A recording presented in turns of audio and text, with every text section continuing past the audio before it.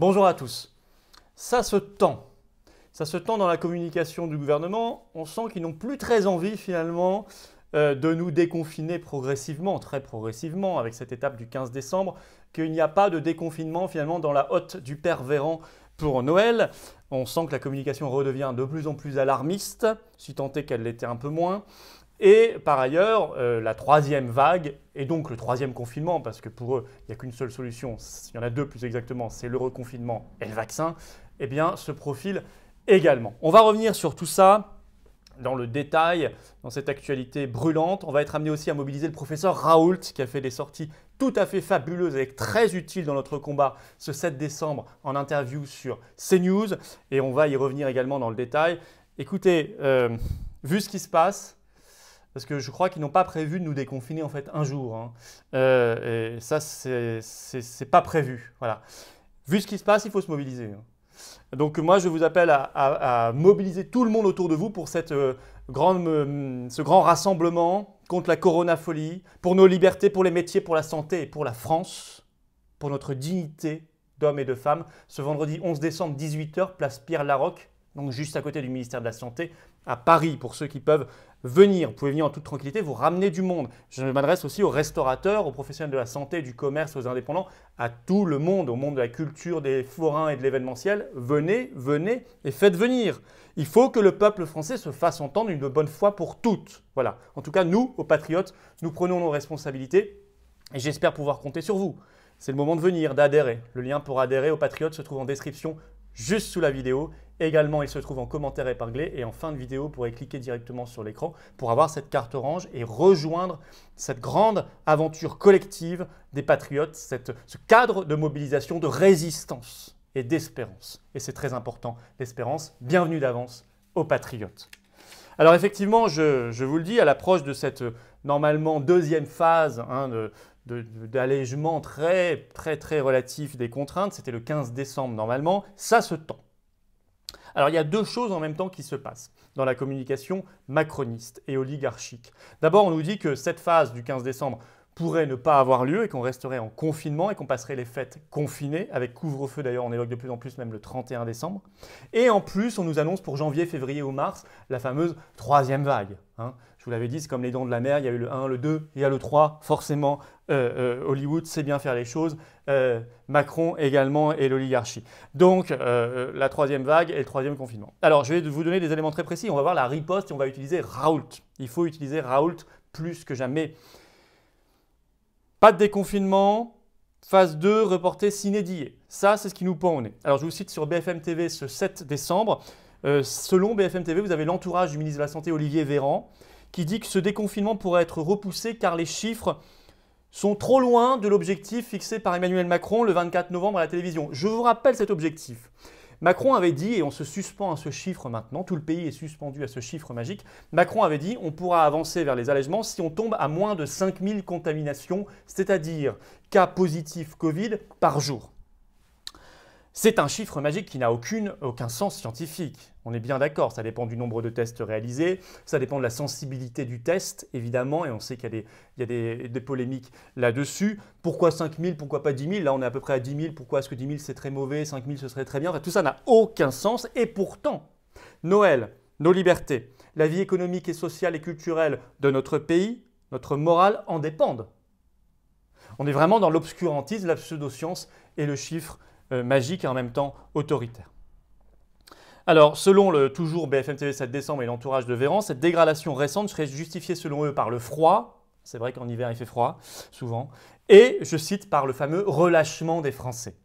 C'est ce terme insupportable, vous êtes relâchés, voilà, vous avez lâché la bride comme si on était des chevaux ou bien je sais pas, des collégiens avec le pion. Enfin, tout ça est hallucinant. Et on a Le Monde le 8 décembre qui confirme, je cite, le titre de la une du Monde, doute sur un déconfinement le 15 décembre. Et Castaner a relayé sur son compte Twitter le 7 décembre une vidéo des autorités canadiennes demandant aux Canadiens de ne pas fêter Noël. Donc on voit qu'il prépare les esprits. Alors pour préparer les esprits, on a sorti, comme à chaque fois, le directeur général de la Santé, Jérôme Salomon, donc conférence de presse le 7 décembre, vous l'avez peut-être vu. Je le cite, Jérôme Salomon, « Malgré nos efforts, nous sommes toujours face à un risque élevé de rebond épidémique. Il ajoute « Depuis quelques jours, le niveau des contagions quotidiennes ne baisse plus. » Il ajoute toujours « Les fêtes de fin d'année font craindre des contaminations intrafamiliales. » Et il ajoute sur ces fêtes « Concernant les fêtes, nous verrons au moment venu quels sont les messages que nous passerons. » Donc la petite menace. Enfin, il précise sur l'effet de la vaccination qu'elle ne pourra produire ses effets que dans de nombreux mois. Voilà, donc bon, finalement, c'est plus tant le vaccin magique ou la thérapie génique magique, c'est maintenant effet dans de nombreux mois, il précise, il faudra du temps. Bon, donc il peut bien y avoir une troisième ou voire une quatrième et cinquième vague entre-temps. Bon, alors, en effet, cette troisième vague se précise dans leur esprit, et donc ce qui va avec, c'est-à-dire le troisième confinement. Là, je vais vous citer la une du journal Le Parisien le 7 décembre, très significative, c'était vraiment en une. Covid-19, comment éviter la troisième vague? Avec à l'intérieur la première page, ne baissons pas la garde. Et je cite à l'intérieur de cet article, Le Parisien dit « Des médecins et des scientifiques redoutent déjà un rebond de l'épidémie en janvier, février ou mars, la troisième vague. » Selon Simon Cochemez, qui est interviewé dans Le Parisien, qui est de l'Institut Pasteur, je cite « Cela peut arriver à n'importe quel moment, dit-il, dès lors qu'on se relâche trop. » Il ajoute, pour lui, il faut bien porter le masque, y compris le 24 et le 31 décembre au soir, et se garder des embrassades. Société totalement inhumaine. Hein.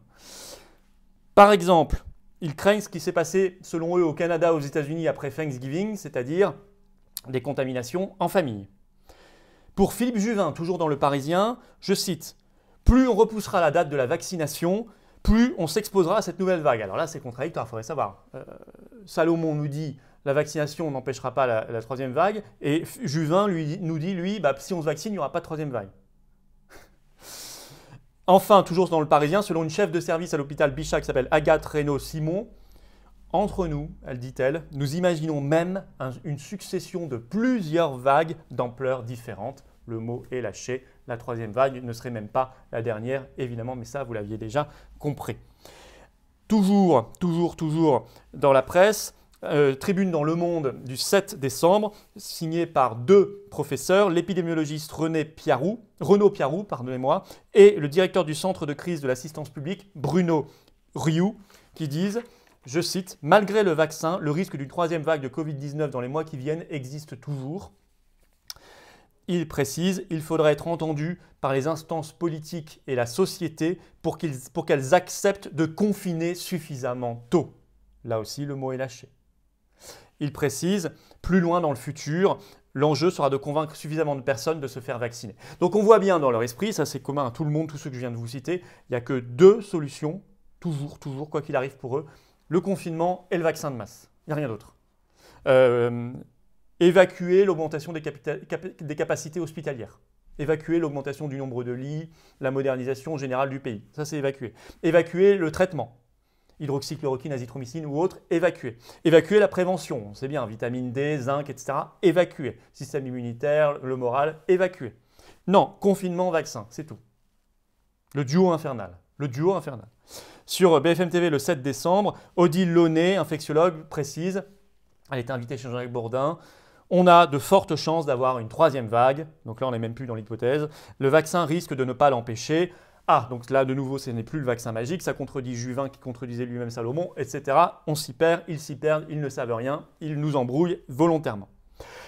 En face, je disais, il faut mobiliser le professeur Raoult plus que jamais. Il a été interviewé sur CNews le 7 décembre. Allez voir l'interview si vous ne l'avez pas vu. Il faut mobiliser les gens courageux et les gens libres. Et il faut toujours soutenir d'ailleurs le professeur Perron qui est attaqué.